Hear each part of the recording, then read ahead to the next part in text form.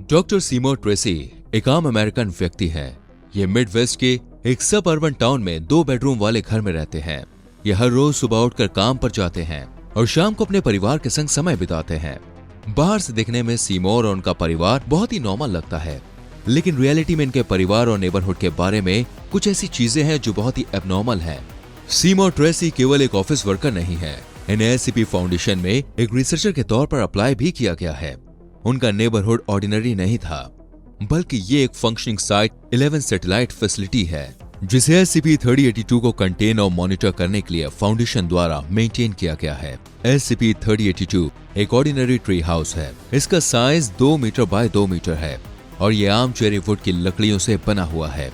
ये नेबरहुड वाले पार्क में स्थित है।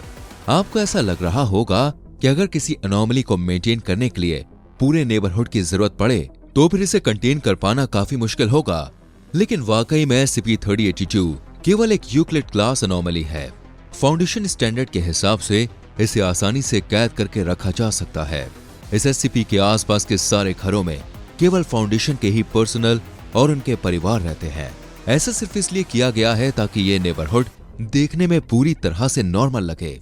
बाकी फाउंडेशन साइट से अलग SCP-3082 के सेटअप में काम करने वाले सभी पर्सनल रिसर्चर्स हैं और इनका काम जितना साइंटिफिक है उतना ही एंथ्रोपोलॉजिकल और डिप्लोमेटिक भी है। जैसा कि आपने अभी गेस किया होगा, SCP-3082 अंदर से एक नॉर्मल ट्री हाउस नहीं है। आप जब दीवार के अंदर एंटर करते हैं तो आप एक काफी बड़े और ग्रैंड ट्री हाउस में पहुंच जाएंगे। ये कॉनिफर जैसे दिखने वाले पेड़ की ऊपर टहनियों पर स्थित है। ये पेड़ जिसे SCP-3082-1 कहा जाता है, ये 160 किलोमीटर लंबा है।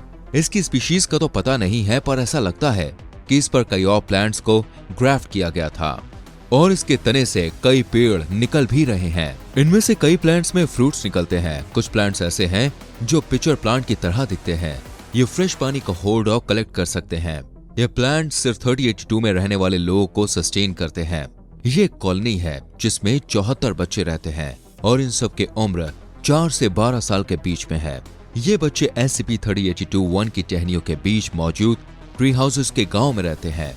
ये बच्चे बिल्कुल उन्हीं बच्चों की तरह दिखते हैं जो 1996 से लेकर आज तक यूनाइटेड स्टेट्स से गायब हुए हैं। SCP-3082 की पॉकेट डायमेंशन के अंदर बच्चों में कोई एजिंग नहीं होती है। फाउंडेशन के पर्सनल SCP-3082 की दीवारों से अंदर बाहर आ जा सकते हैं, लेकिन 13 साल से कम उम्र के बच्चे इस पॉकेट डायमेंशन में आने के बाद इसे क्रॉस नहीं कर सकते हैं। यह एनोमली काफी एक्स्ट्रा ऑर्डिनरी है, लेकिन डॉक्टर ट्रेसी को SCP-3082 के रेजिडेंट्स के साथ कांटेक्ट करना था। यहाँ एंटर करने के बाद उन्हें पता चला कि बच्चों ने अपना एक अलग गवर्नमेंट सिस्टम बना रखा है जिसे चीफ ऑयल काउंसिल कहा जाता है। डॉक्टर ट्रेसी काउंसिल के कई मेंबर से मिले, जिनमें शामिल थे वेक्सली ऑल्सन, उम्र 6 साल, junior council member Lucy Fujimoto, उम्र 7 साल, सिटी प्लानर और रिसोर्सेज मैनेजर अहमद सैयद, उम्र 11 साल, यंग सिटीजन्स के केयर टेकर और रेचल जेफरीज, उम्र 10 साल, जो कि काउंसिल के मीडिएटर थे। इन सभी का इंटरव्यू लेने के बाद डॉक्टर ट्रेसी को पता चला कि अपने अपने घरों से भागने के बाद ये सभी 74 बच्चे एक ट्री हाउस के पोर्च में आ गए हैं। ज्यादातर काउंसिल मेंबर्स 1996 में गायब हो गए थे, जबकि ऑल्सन 2005 में गायब हुआ था। कुछ पुराने रेजिडेंट्स बताते हैं कि जब से ये पॉकेट डायमेंशन डिस्कवर हुई है, तभी से कुछ ट्री हाउसेस वहां पर मौजूद हैं।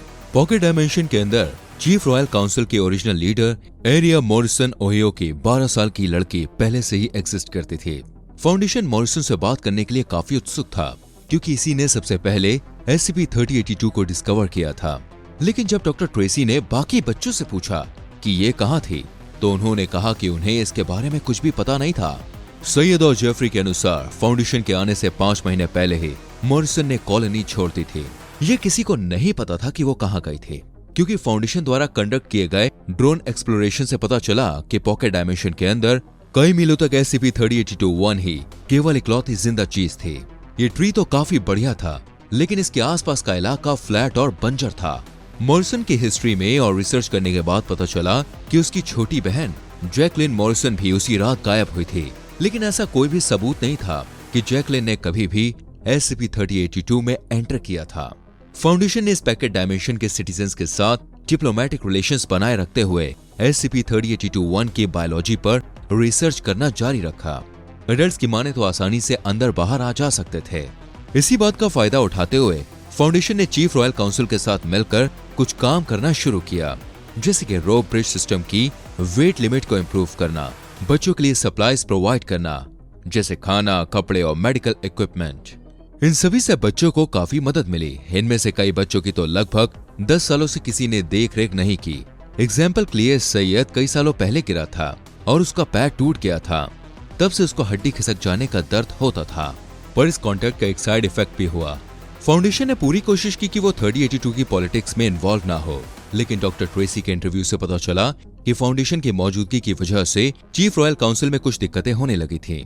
कई सारे बच्चे जैसे सैयद, जेफरीज और फुजीमोटो फाउंडेशन को सपोर्ट करते थे और उनके साथ काम करके 3082 की दुनिया को छोड़कर वापस निकलना चाहते थे। ये सभी असली दुनिया में वापस जाना चाहते थे, लेकिन इनके बीच ही एक स्प्लिंटर ग्रुप डेवलप हो गया जो खुद को दी नेवरलैंड मूवमेंट कहते थे। दी नेवरलैंड मूवमेंट फाउंडेशन की इन्वॉल्वमेंट की वजह से बहुत गुस्सा था। ये नहीं चाहते थे कि बच्चे किसी भी तरह सिविलाइजेशन में वापस जा पाए। इस ग्रुप का लीडर ऑल्सन था और फाउंडेशन को लेकर उसके व्यूज जग जाहिर थे। इंटरव्यू के दौरान वो ट्रेसी से बदतमीजी से बात करता था और बाकी पूरी काउंसिल से भी उसकी कुछ खास नहीं बनती थी। फुजीमोटो से तो बिल्कुल भी नहीं। एक बार ट्रेसी ने इन दोनों को लड़ते हुए सुन लिया। ऑल्सन आर्ग्यू कर रहा था कि नेवरलैंड उन्हें सब कुछ प्रोवाइड करता था, किसी भी और को उनके बीच दखलंदाजी करने की जरूरत नहीं थी। इस बार फुजीमोटो ने जवाब दिया, जब हम सब गांव को बिल्ड कर रहे थे तभी मैं यहाँ मौजूद था। मैं यहाँ तब से हूँ जब हमारे पास सेफ्टी नेट्स, लैडर और फेंस भी नहीं थे, जब हमें यह भी नहीं पता था कि हम ऐसा ट्री हाउस कैसे बनाएं जो गिरेगा ही नहीं। मुझे ये भी नहीं पता था कि हमारे पास जरूरत से ज्यादा खाना भी हो सकता है। तुम यहाँ कब आए जब हमें सब कुछ पता चल चुका था। इसी बातचीत के दौरान डॉक्टर ने सुना कि बच्चे फिर से एरिया मॉरिसन का जिक्र कर रहे थे, जिससे समझ आया कि वो किसी तरह से पूरे एनवायरनमेंट को कंट्रोल करती थी। जब सैयद का पैर टूट गया था तो फुजीमोटो ने कहा था, मैरी ने ना तो उसका पैर सही किया और ना ही वो जगह। एरिया ने प्रार्थना की, लेकिन कुछ भी नहीं हुआ। इस कमेंट से फाउंडेशन को कहीं ना कहीं ये बात समझ आ रही थी कि एरिया SCP 3082 की क्रिएशंस में इन्वॉल्व थे और उसे ही ऑफिशियली SCP 3082-2 कहा जाता था। एक सुबह जब डॉक्टर ट्रेसी इंटरव्यू लेने के लिए ट्री हाउस में आए तो ऑल्सन ने उन्हें ग्रीट किया। वो ट्री हाउस में मौजूद अकेला बच्चा था। डॉक्टर ट्रेसी ने उसे पूछा कि वहां क्या गड़बड़ हुई थी। ऑल्सन ने बताया कि पेड़ बदलने लगा था। फल वाली 2 शाखाओं के बीच एक वुडन स्लाइड आ गई थी, जिससे रोप वाला ब्रिज टूट गया था और फल तोड़ पाना मुश्किल हो गया था। इसके अलावा ऑल्सन ने बताया कि पेड़ के एप्पल्स भी पहले से डिफरेंट हो गए थे। देखने में तो ऐसे लगते थे, लेकिन अंदर कॉटन कैंडी के बने हुए थे। डॉक्टर ट्रेसी ने रिक्वेस्ट की कि पॉकेट डायमेंशंस में कुछ नॉन पेरिशेबल फूड आइटम्स भेजे जाएं, क्योंकि अगर उस पेड़ का स्ट्रक्चर और बदलना शुरू हो जाता तो इसका मतलब था कि बच्चों को जिंदा रह पाने के लिए प्रॉपर न्यूट्रिशन नहीं मिल सकता था। ये चेंजेस कहीं ना कहीं इस पेड़ की फिजियोलॉजी से रिलेटेड थे। उस डायमेंशन में एक एक्सप्लोरेटरी ड्रोन भेजा गया जिसमें कैमरे और सेंसर लगे हुए थे। इन्हें इस्तेमाल करके पेड़ के निचले हिस्से से डेटा कलेक्ट करना था। जब एक्सपीडिशन चल रही थी तो ड्रोन ऑपरेटर्स ने उस पेड़ में ऐसा हॉलो देखा जिसे अभी तक डॉक्यूमेंट नहीं किया गया था। कैमरे ने उस हॉलो के अंदर मूवमेंट डिटेक्ट किया और पास जाकर इंपैक्ट करने पर ऑपरेटर्स को यह पता लगा कि वो एक इंसान था। वो एरिया मॉरिसन थे। कैमरे से केवल उसकी आइडेंटिटी कंफर्म हो पाई थी।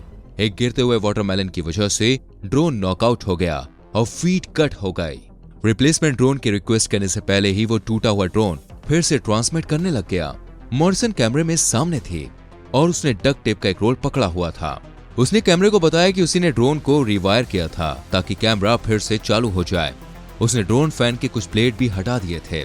एक ऐसा सिस्टम था जिसमें ऑपरेटर्स यस के लिए ब्लेड को एक बार रोटेट करेंगे और नो के लिए 2 बार। इस तरह से फाउंडेशन मॉरिसन के साथ बातचीत कर पाया था। उसने उन सभी जानकारियों को कंफर्म किया जो फाउंडेशन को पहले से ही पता थी। उसने बताया कि वो ओहियो से थी और वो और उसकी बहन जैकलीन 1996 में गायब हो गई थी। कॉन्वर्सेशन के दौरान मॉरिसन ने एक मोर्स कोड जैसा सिस्टम लिखा जिसके जरिए कॉम्प्लेक्स क्वेश्चन और आंसर कम्युनिकेट किए जा सकते थे। इस मॉरिसन कोड की मदद से फाउंडेशन कुछ इन डेप्थ इंटरव्यूज को कंडक्ट कर पाया था। पहला इंटरव्यू 44 घंटे बाद हुआ था और ड्रोन ऑपरेटर्स ने उसे SCP फाउंडेशन के बेसिक नेचर के बारे में एक्सप्लेन किया था। उन्होंने उसे अश्योर किया कि बाकी बच्चे गांव में एकदम सुरक्षित थे, लेकिन मॉरिसन ने अपने बारे में कुछ और नहीं बताया। 9 दिनों बाद उसने आखिरकार फाउंडेशन को अपनी कहानी बताई। एरिया और जैकलीन का बचपन मुश्किल था। उनके पेरेंट्स हमेशा लड़ते रहते थे और दोनों बहनों को लंबे समय के लिए घर पर अकेला छोड़ जाते थे। हमेशा अकेले रहने की वजह से जैकलीन की इमेजिनेशन बहुत एक्टिव हो गई थी। इतनी कि एरिया ने बताया कि वो अपने इमेजिनेशन वाले सिनेरियो को फिट करने के लिए वार्पिंग रियलिटी से चीजें पुल कर सकती थी। एरिया को याद था कि जब एक साल उनके पेरेंट्स जैकलीन का बर्थडे भूल गए थे, एरिया उसे समझा रही थी कि उनकी फैमिली उसके हाफ बर्थडे के लिए सरप्राइज प्लान कर रही थी। वो तो अपने झूठ के बारे में भूल गए, लेकिन 6 महीनों के बाद जब उनके पेरेंट्स उन्हें पार्क में ले गए तो जो चीजें एरिया ने जैकलीन को बताई थी वो सब पहले से ही पार्क में उसका इंतजार कर रही थी। जैकलीन के पावर को जानते हुए एरिया हमेशा उसे याद दिलाती रहती थी कि प्रिटेंड करने वाला गेम खेलने के बाद सभी चीजें फिर से नॉर्मल हो जाएंगी। 1996 में एक रात को जब उनके पेरेंट्स की एक पूरी लड़ाई हो रही थी तो दोनों बहनों ने अपने बैग्स पैक करे और जंगल की तरफ भाग गई। आधे घंटे के बाद जब उन्होंने पीछे मुड़ के देखा तो उन्हें एहसास हुआ कि आगे जंगल में खो जाना भी उतना ही डरावना था जितना घर वापस जाना था। थोड़ी देर के लिए एरिया जैकलीन से बिछड़ी और SCP-3082 के पोर्च में पहुंच गए। जब उसे कहीं जैकलीन नहीं मिली तो एरिया ने ट्री हाउस में ढूंढा और इसी दौरान वो SCP-3082 के पॉकेट डायमेंशन में ट्रैप हो गए। पॉकेट डायमेंशन के अंदर का ट्री हाउस तब भी बिल्कुल वैसा ही था जैसा अब है, लेकिन उस समय उसमें कोई भी लिविंग थिंग नहीं थी। डरी और अकेली एरिया ट्री हाउस में बैठी रही। वो प्रिटेंड करने लगी कि उसकी बहन उसके साथ बैठी हुई थी। वो उसे फूड ट्रीज और फ्रेश वाटर पिक्चर्स के बारे में बेड टाइम स्टोरी सुनाने लगी। अगले दिन जब वो उठी तो उसने देखा रातों रात रो ब्रिज सिस्टम और SCP-3082-1 के फ्रूट वाले ट्रीज और पिक्चर प्लांट्स उग चुके थे। एरिया को पता चला कि अगर पेड़ का मूड हुआ तो वो उनकी हर रिक्वेस्ट पूरी कर देगा। समय के साथ और भी बच्चे आने लगे और पेड़ की मदद से वो सभी गांव का हिस्सा बनते चले गए। उन्हें उनकी जरूरत की सारी चीजें मिलती थी, लेकिन पेड़ उन्हें वापस नहीं जाने देता था। एरिया मॉरिसन ने ऐसा कहा, जैकलीन को ये नेवरलैंड बहुत ही ज्यादा पसंद है। मुझे लगता है कि अगर मैं जैकी के थोड़ा करीब पहुंच जाऊं तो वो मेरी बात मान लेगी, लेकिन फिलहाल जब मैं उससे कहती हूँ कि हमें वापस घर जाना चाहिए तो वो नहीं सुनती। पेड़ इंसानों की तरह तो नहीं सुन सकते, इसलिए आज भी वो सारे बच्चे एक पूरे टाउन की तरह SCP-3082 की दुनिया में रहते हैं और उन्हें वापस लेकर आना SCP फाउंडेशन के पर्सनल का काम है। उम्मीद है कि अगर वो असली दुनिया में वापस पहुंच जाएं तो उन्हें पता चलेगा कि वो कितने डिजर्विंग हैं। अब जाइए SCP-087 दी स्टीयर केस और SCP-096 दी शाय गाय चेक करिए और SCP फाउंडेशन के फैसिनेटिंग फाइल्स के बारे में जानने के लिए चैनल को सब्सक्राइब करें, बेल आइकन प्रेस करें, जिससे आने वाली वीडियोस के नोटिफिकेशंस आपसे बिल्कुल भी मिस ना हो।